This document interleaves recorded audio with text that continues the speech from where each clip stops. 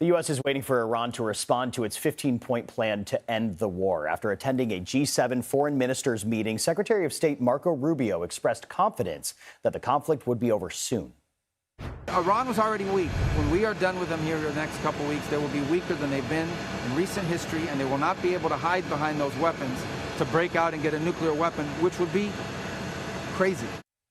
CBS News has learned the U.S. has used more than 850 Tomahawk cruise missiles against Iran since the war began last month. That's roughly 9 times the number of Tomahawks the Pentagon buys each year on average. Still, the onslaught of U.S. strikes on Iran's own weapons capabilities isn't stopping the country from carrying out thousands of its own strikes in the region. And CBS News foreign correspondent Livesay has the latest from Dubai.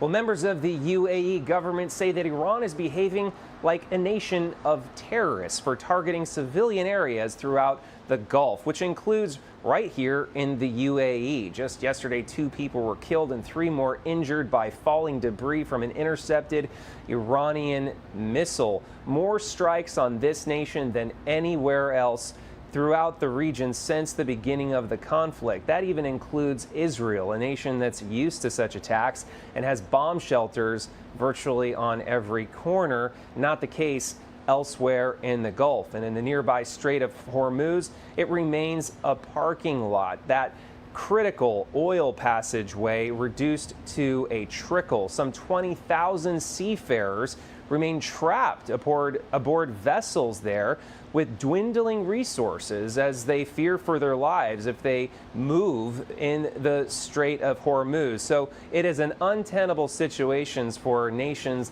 like the UAE and throughout the Gulf. Back to you. All right, Livesay for us in Dubai. Thank you. And CBS News political reporter Zach Hudak joins us now. Zach, good to have you on.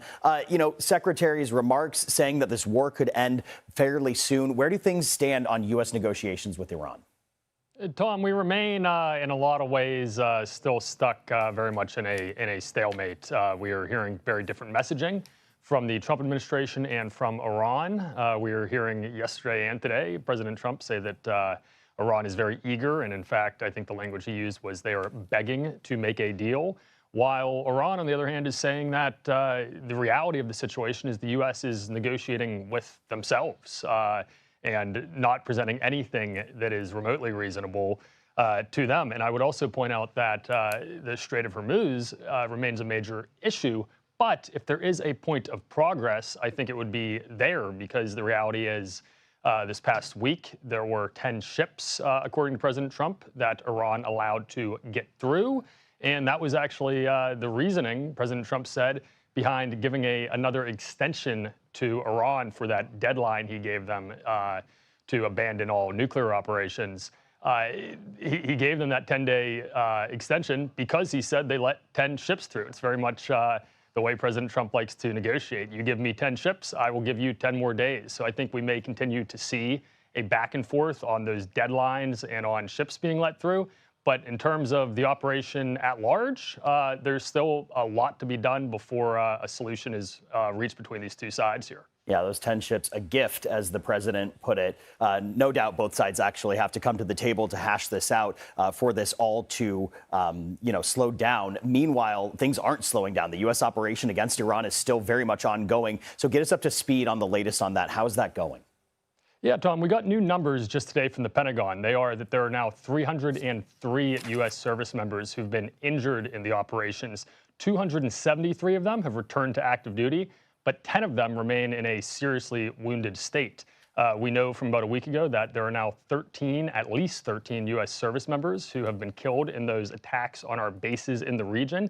And then another interesting aspect of this, not only have we had some major manpower sacrifices, some personnel sacrifices there, but additionally, we have some resource issues. Our Pentagon team reported today, according to a source familiar, that we are currently using over 850 Tomahawk missiles we have used over 850 of them. And the reality is that's more than 3 times as many as we typically produce in a year. So there's a major production issue. We were told by sources that the maximum rate of production for those missiles would be 2,300 a year. The actual rate they've been produced is more like 230. So major issues ahead on the Tomahawk missile issue. Yeah, certainly a lot to keep track of, and the regional global implications of this can't be overstated. Zach Hudak, we appreciate your time. Thank you.